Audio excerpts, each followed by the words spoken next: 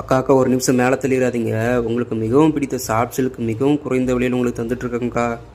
உங்களுக்கு பிடிச்சிருந்தா மேலே இருக்கிற நம்பருக்கு காண்டாக்ட் பண்ணுங்கக்கா.